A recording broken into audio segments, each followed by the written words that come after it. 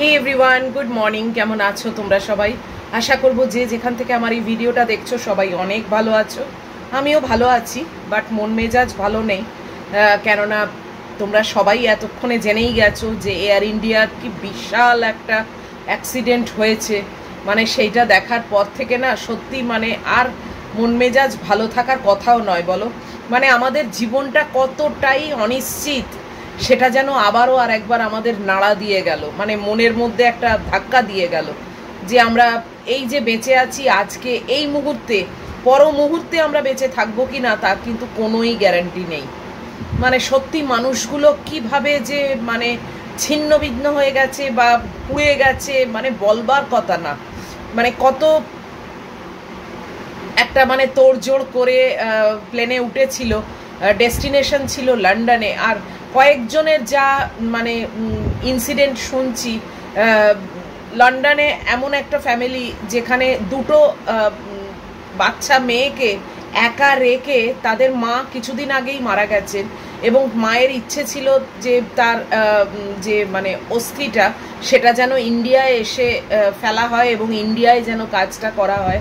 এবং সেই বাচ্চা দুটোর বাবা সেই কথা মাকে দিয়েছিল, এবং সেই ভদ্রলোক একা বাচ্চা দুটোকে লন্ডনে ফেলে এসেছিলেন এখানে কাজ করতে, মানে স্ত্রীর কাজ করতে। এবং সেই সব কাজ সম্পন্ন করে তিনি ওই প্লেনেতেই উড়ে যাচ্ছিলেন আবার মেয়েদের কাছে, এবং তার ওয়াইফকে কথা দিয়েছিলেন যে তোমার ইচ্ছে আমি পূরণ করব এবং তারপর আমি আমার মেয়েদের নিয়ে জীবন কাটাবো। তো মানে এই অ্যাক্সিডেন্টে সেই বাবাটাও মারা গেল, মানে বাচ্চা দুটো সেখানে লন্ডনে, চিন্তা করতে পারছো যে কি অবস্থা। এবং দুটো শিশু কন্যা, মানে তার মানে কি শিশু কন্যা বলছে মানে নিশ্চয়ই তারা খুব বড় মেয়ে নয়। তারপরে আরও একজনের কেস শুনলাম যে ভদ্রলোক 6 বছর ধরে লন্ডনে আছেন এবং তার ওয়াইফ এবং 3টে বাচ্চা, ছোট ছোট, দুটো টুইন্স ছেলে আর একটি মেয়ে, তারাও খুবই ছোট ছোট। তাদের মানে লন্ডনে যাওয়া কিছুতেই হচ্ছিল না, এবং অ্যাট লাস্ট সেই ব্যবস্থা ভদ্রলোক করেছেন এবং উনি এসেছিলেন এই 3জনকে নিয়ে চলে যাবেন বলে। এবং সেই প্লেনে ফুল ফ্যামিলিটা ছিল, মানে ভদ্রলোক, তার ওয়াইফ এবং 3টে বাচ্চা। তাদের আর লন্ডন যাওয়া হলো না, পুরো শেষ হয়ে গেল। এরকম কতজনের কত ইনসিডেন্ট, মানে সত্যি গায়ে কাঁটা দেয় জানো তো। আমার আর মানে ইচ্ছেই করছিল না যে আমি আজকে আর ভ্লগ করি, মন মেজাজ এতটাই খারাপ। দেখো সত্যি আমি কারুকে চিনি না, কেউই আমার মানে চেনা পরিচিতি প্রিয়জন নয়, কিন্তু তাও তারাও তো আমারই মতো আরও অন্যান্য মানুষজন, মানে তাদেরও তো প্রিয়জনেরা রয়েছে। এবার টাটা গ্রুপস ডিক্লেয়ার করেছে প্রত্যেকটা ফ্যামিলিকে 1 কোটি টাকা করে দেবেন, কিন্তু এই টাকাটাই কি সব? আমি তাই ভাবছিলাম যে প্রিয়জনের যে রিপ্লেসমেন্ট সেটা কি কোটি টাকা দিয়ে হয়? হ্যাঁ, অনেক ক্ষেত্রে হয়তো তারা কিছুটা সামলাতে পারবে। অনেক সময় হয় যে বাড়ির একটাই মানে ইনকাম করার মানুষ, সে চলে গেলে বাড়ির অবস্থাটা, সংসারের অবস্থাটা মানে একদম পুরো মাটিতে মুখ থুবড়ে পড়ে। সেই জায়গা থেকে চিন্তা করলে টাটারা অনেকটাই হেল্প করলো, 1 কোটি টাকা করে তাদের দিয়ে সামলে নেওয়ার মতো অবস্থায় নিয়ে গেল। কিন্তু সেই যে মানুষগুলো চলে গেল তাদের তো আর রিপ্লেসমেন্ট কখনো হবে না, তাই না? তাই আমি আজকে সকাল থেকেই উঠে না ভাবছিলাম যে দেখো কতটা অনিশ্চয়তা না। আমারও তো মেয়েটা এরকম প্লেনে করে আসে আবার প্লেনে করে যায়, মানে এত টেনশন হয়। এবং আরও যেন টেনশন আমার বেড়ে গেল জানো তো, যে মানে যখন শুনছি হ্যাঁ বাবা ওখানে চাকরি করছে, কাছে খাচ্ছে দাচ্ছে, যাই হোক, মানে একটা মনে হচ্ছে যে হ্যাঁ আবার এই আশার দিন এগিয়ে আসছে। মনের মধ্যে একদিকে যেরকম প্রচণ্ড আনন্দ যে মেয়েটা কবে আমার কাছে আসবে, আর এখন উপস্থিত আমার প্রচণ্ড টেনশনও বেড়ে গেল যে বাবা সেও তো এরকম এত ঘন্টা ফ্লাই করে এখানে আসবে, আবার এত ঘন্টা ফ্লাই করে চলে যাবে। মানে টেনশন করে করে না সত্যি মানে কি বলবো বলো। আমি এমনি টেনশন করতে চাই না এবং টেনশনের মধ্যে থাকিও না, কিন্তু এইটা তো একটা মানে অজানা টেনশন অটোমেটিক এসে যাচ্ছে ভেতরে। তাই আমি কত কি ভাবছিলাম একা একা জানো, যে আমিও এরকম প্রচুর ফ্লাই করেছি, গেছি এসছি, সব কিছু করেছি, মানে মনের মধ্যে না সব সময় ভয় থাকতো যে বাবা আমাকে সেফলি রেখে দাও, সেফলি পৌঁছে দাও, কেননা আমার মা এখানে একদমই একা। আমার যদি কিছু হয়ে যায় আমার মার আর কেউ নেই, মানে জাস্ট কেউ ছিল না। তো সেইটা আমার মানে ভীষণ একটা টেনশন থাকতো। যাই হোক, সেই পর্বটা মিটে গেছে, মাও আজকে নেই, কিন্তু এখন আমার টেনশন আমার মেয়েটাকে নিয়ে। সে তো ফ্লাই করে আসছে আর যাচ্ছে, বলো, বছরে অন্তত দুবার এই টেনশন আমাকে মানে পোয়াতেই হবে। ভালোই লাগছে না জানো তো, মানে একটা যে হেসে ভ্লগ করব বা যাই কিছু কাজকর্ম করব, কোনো কিছুতেই আর মানে মন দিতেই পাচ্ছি না। মানুষগুলোর মানে অবস্থাগুলো চিন্তা করলে যে তারা কত দেখো আশা নিয়ে লন্ডনে যাচ্ছে, তারা প্যাকিং করেছে, কত হয়তো জিনিসপত্র কিনেছে, সব কিছু শেষ হয়ে গেল একটা মানে ফিউ সেকেন্ডসের মধ্যে। আর একজন মানুষ সে বেঁচে গেছে, বলো, মানে তার আয়ু বলো, সে বেঁচে গেছে, মানে কি জানি, সত্যি মানে তার আয়ুর জোর আছে বলতে হবে। বলতে গেলে এটা বলাই যায় যে সে একজন মানে পুনর্জন্ম পেল। মানে ওই রকম পরিস্থিতির ভেতর থেকে সে যে বেঁচেছে, এবং নট অনলি বেঁচেছে, সে রীতিমতো হেঁটে গিয়ে অ্যাম্বুলেন্সে উঠেছে। মানে তার মোবাইলটাও ইনট্যাক্ট তার পকেটে ছিল, তার টিকিটও পকেটে ছিল, মানে সে একদমই সেফ বলতে গেলে। কিন্তু ওই অবস্থার মধ্যে থেকে বলো, সেই মানে কপালের জোর, ভাগ্যের জোর, এটা তো একটা সত্যি মানতেই হবে, তাই না? কিন্তু বাকি মানুষগুলো, 11টা বাচ্চা ছিল, মানে সত্যি ভাবা যায় না। আর ফিউ সেকেন্ডসের মধ্যে, আর অদ্ভুত ব্যাপার, ওই প্লেনটাই কিন্তু যখন আহমেদাবাদে এসে পৌঁছেছে তখনই কিন্তু তাতে গোলযোগ দেখা দিয়েছে, জানো। মানে ওই যে প্যাসেঞ্জারগুলো আহমেদাবাদ অবধি এসছিল ওই সেম প্লেনে, সেই প্লেনেই কিন্তু এসি চলেনি, টিভি স্ক্রিনে টিভি চলেনি, মানে প্রবলেম তখনই দেখা দিয়েছিল। লোকেরা ভিডিও করেছে, তারপরেও কি করে সেটা ভালোভাবে ইনভেস্টিগেশন হলো না, ইন্সপেকশন হলো না, কিছুই হলো না। সেই প্লেন অতগুলো প্যাসেঞ্জার নিয়ে কি করে ওড়া আরম্ভ করলো? আর তারপরে যে মেডিকেল কলেজের হস্টেলের ওপরে গিয়ে পড়েছে তাদের অবস্থাটা দেখো, কতগুলো জুনিয়র ডাক্তার, তারা এত খেটে এত কষ্ট করে মানে কোয়ালিফাই করেছে, তারা ডাক্তারি পড়ছে, তারা সেই সময় ওখানে লাঞ্চে বসেছিল, তারা জানেও না, কিছুই না, এইসবের মধ্যেও নেই, তাদের উপরে পড়ে তারা কতজন মারা গেল, মানে এখনো বলছে প্রায় 60-70 জন। মানে তাদের তো এগুলোর মধ্যে থাকারই কথা না, এবং তারা ছিলও না। মানে মৃত্যুটা যে এত মানে হঠাৎ করে সত্যি এসে যায় না, মানুষ বুঝতে পারে না। তারপরেও দেখো যে কটা দিন মানুষ বেঁচে আছে তার মধ্যেই কত ঝগড়া ঝাঁটি, রেষারেষি, জেলাসি, মানে কত শয়তানি, কত রকম ফ্যামিলির মধ্যে চলছে। এইটুকু ভাবে না যে মৃত্যুটা কিন্তু একটা মানে পয়েন্ট সেকেন্ডের মধ্যেই তোমাকে কিন্তু চিনিয়ে নিতে পারে এই পৃথিবীর বুক থেকে। আমি তাই ভাবছিলাম যে মানে কত মানুষের কত রাগ, কত জেলাসি, কত মানে মানুষের ক্ষতি করার টেন্ডেন্সি, কিন্তু দেখো এই ক্ষতিটা থেকে কি কেউ বাঁচতে পারবে? মৃত্যুটা যদি আসার হয় তুমি কি বাঁচতে পারবে? সত্যি মানে আমার সত্যি কিছু ভালোই লাগছে না, জানো তো। প্রত্যেকটা ফ্যামিলির জন্যে মানে কোনো কন্ডোলেন্স দেওয়ার ভাষা নেই আমার, জানো তো। কি বলবো বলো, কি মানে এক্সপ্রেস করব? এটুকুই বলবো যে যারা চলে গেছে তাদের আত্মার যেন শান্তি হয়, তারা যেন একটা বেটার লাইফ পায়। কিন্তু এই যে যেরকম ওই বাচ্চা দুটো লন্ডনে পড়ে আছে, কি মানে এদের যেন কোনো রকম বিপদ আপদ না হয়, এরা যেন ভালোভাবে বড় হতে পারে, মানুষ হতে পারে। কিন্তু মা বাবা কেউই নেই, তাদের এখন জীবনটাই তো পত্র পাতায় ভাষা আরম্ভ হয়ে গেল, তাই না? কি জানি, মানে সত্যি মানুষের যে পাপের জন্যেই এইরকম হচ্ছে নাকি, আর যাদের সত্যি চলে যাওয়ার কথা, চলে গেলে তারা মুক্তি পেয়ে যায়। অনেক অসুস্থ বয়স্ক মানুষ আছে যারা মানে তারা চাইছে যে আমি চলে যাই, কেননা এই কষ্ট আমি নিতে পারছি না, শারীরিক কষ্ট।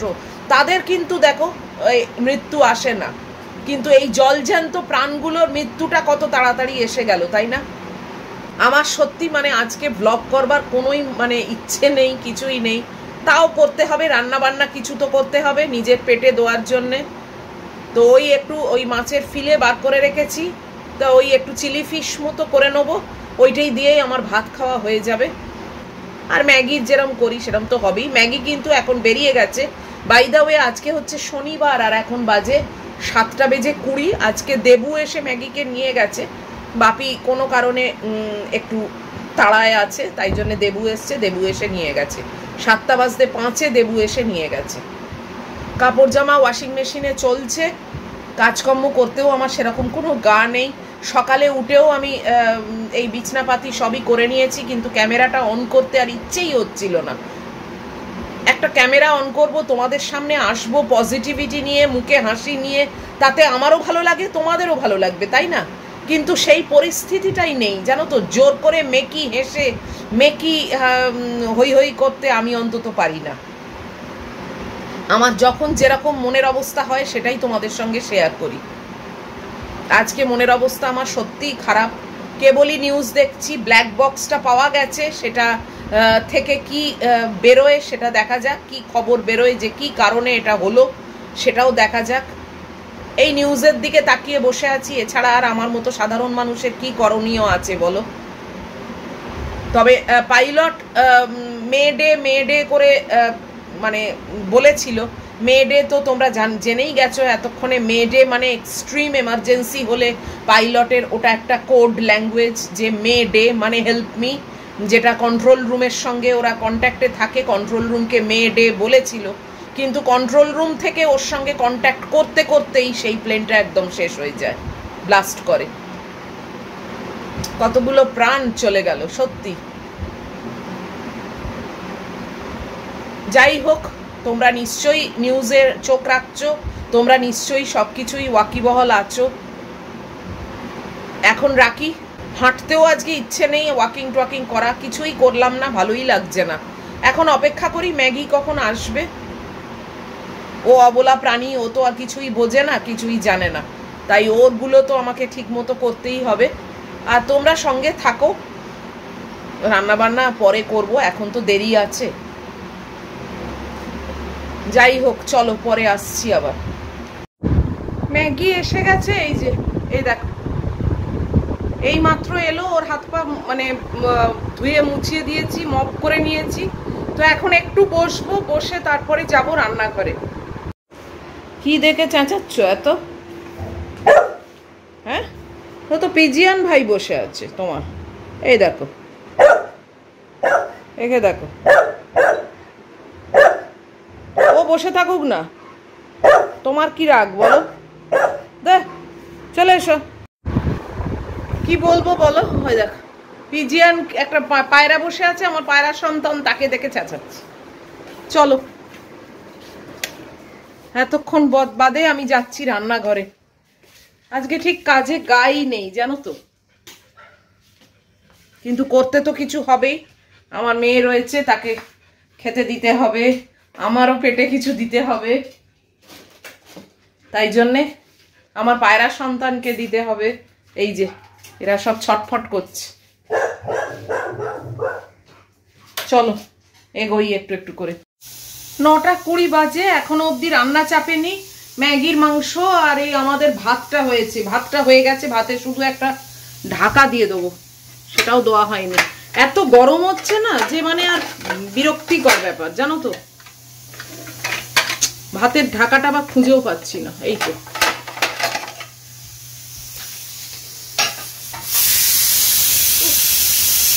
যাই হোক, চিলি ফিশ করব, তার জন্য এই যে ফিশটাকে ম্যারিনেট করে রেখেছি, যেরকম চিলি চিকেন করে এক্স্যাক্ট ওইভাবেই করছি। আর ক্যাপসিকাম নেই, তাই জন্য এই গাজর আর পেঁয়াজ দিচ্ছি, আর রসুন কুচি যেরকম দিই। আর এটা একটা আলু পেঁয়াজ ভাজা করে রাখছি, এটা রাত্রিরের ডিনারের রুটি দিয়ে খাবো। যাকে চলো কড়া বসাই। আগে ভাবছি যে চিলি ফিশটা করে নিই, কেননা ওটা তো নরম জিনিস, তাড়াতাড়ি হয়ে যাবে। তারপরে আলুটা ভাজবো। চলো লেগে পড়ি। অনেকদিন পরে এমন কিছু রান্না করছি যাতে এতটা তেল দিয়েছি।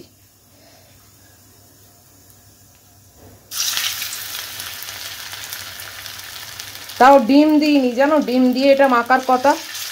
কালকে সন্ধেবেলা যখন বাচ্চুদাকে বললাম, বাচ্চুদা বললেন যে এখন আমি স্টেশনের দিকে অলরেডি চলে গেছি, আর আমি শনিবার দিনকে কাজে আসব না, ওনার সেই দাদাকে নিয়ে আরজি করে আসতে হবে।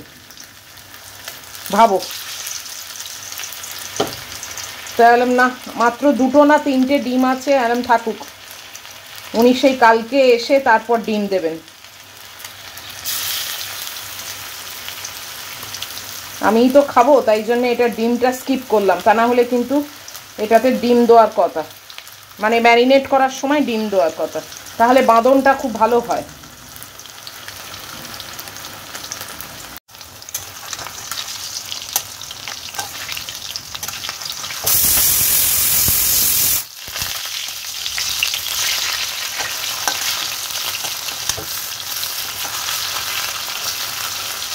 তোমরা এখনো যারা এরকম ফিলে কিনে কিছু করোনি, তারা কিন্তু একবার ট্রাই করতে পারো, জানো তো দারুণ খেতে হয়।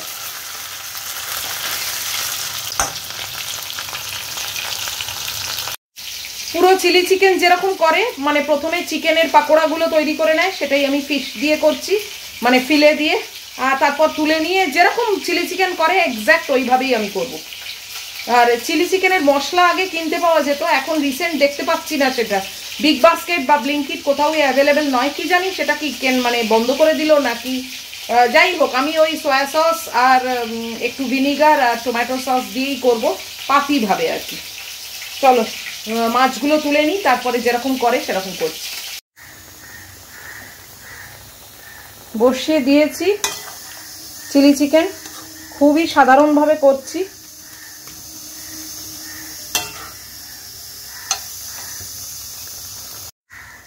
এই যে ফাইনাল লুকটা তোমাদের দেখিয়ে দিচ্ছি, এবারে আমি ঢেলে নেব বাটিতে। দেখতে খারাপ হয়নি তাই না? একটু মাখা মাখা করেছি, বেশি গ্রেভি রাখিনি।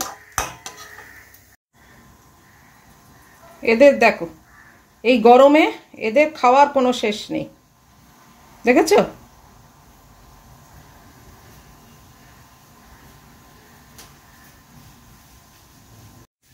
9:40 বেজে গেল, কড়াটা ধুয়ে আবার বসিয়েছি।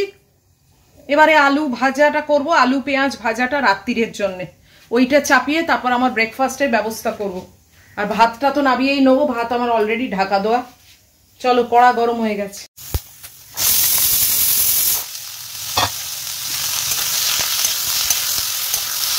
এটা কোনো জল টল পড়বে না, জাস্ট একটু অল্প নুন দেবো, এটা ভাজা হবে।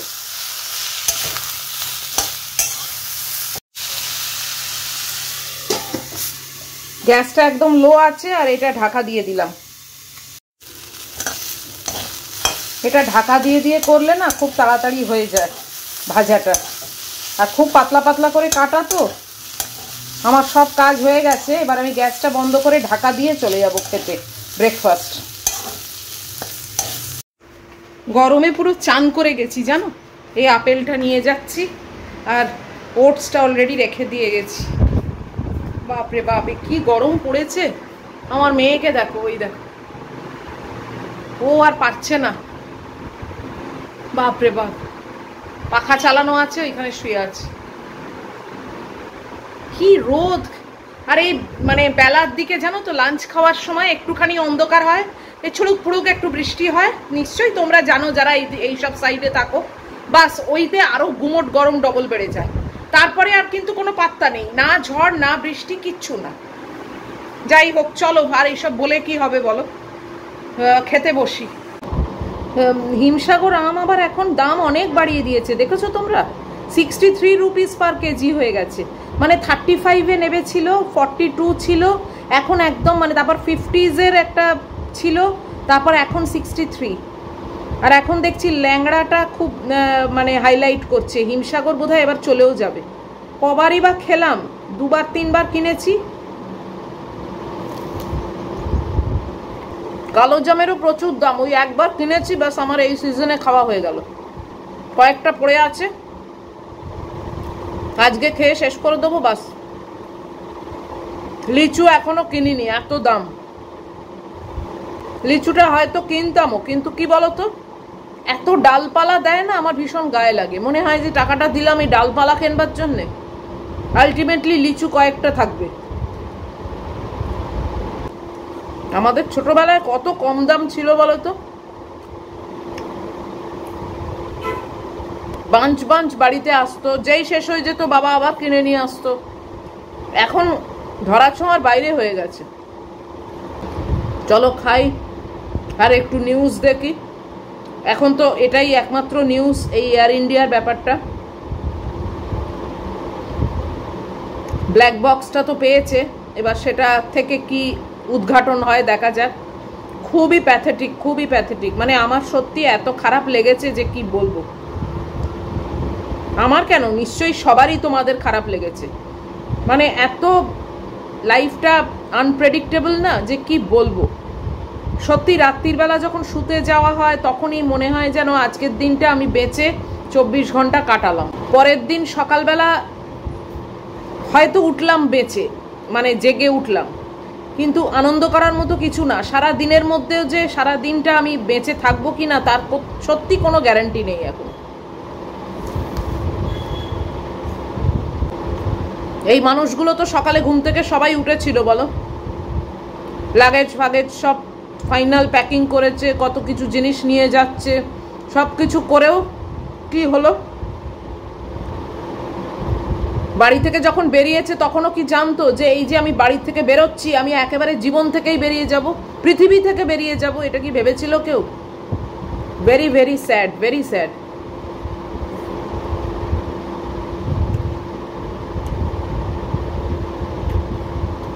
এগারোটা বাচ্চা ছিল ওই ফ্লাইটের মধ্যে। তাদের জীবনগুলো শুরু হওয়া, মানে চালু হওয়ার আগেই শেষ হয়ে গেল।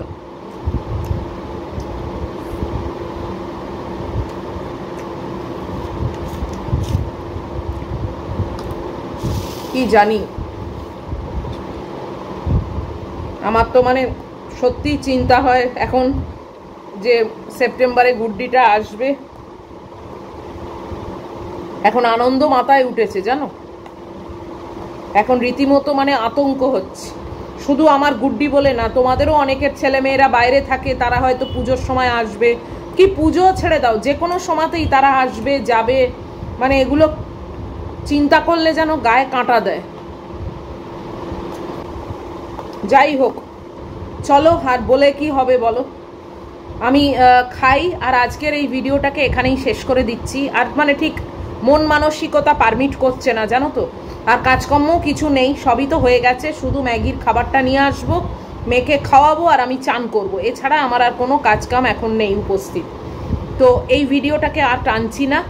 আবার কালকে হয়তো একটু পুরনো হবে, তখন আরও একটু আবার মনের জোর হবে, এবং আবার কিছুটা ঝেড়ে ফেলে উঠতে হবে। ওঠা ছাড়া তো আমাদের কোনো উপায় নেই না, মানে লাইফ তো আবার চলবে, চালাতে হবে। যেটা মানে আসল কথা হচ্ছে চালাতে হবে। তো আজকের থেকে কাল, আগামীকাল হয়তো নিশ্চয়ই আরেকটু মানে কি বলবো, মনটা শক্ত হবে, মনে একটু জোর পাবো। তো আজকের ভিডিওটা এই অবধি। যদি তোমাদের ভালো লাগে তাহলে নিশ্চয়ই তোমরা একটু লাইক করে দিও, শেয়ার করো, কমেন্ট করো, আর অবশ্যই সাবস্ক্রাইবটা করো। দেখা হবে তোমাদের সঙ্গে আবার নেক্সট ব্লগে। টিল দেন তোমরা খুব ভালো থাকবে, সাবধানে থাকবে। Love you all.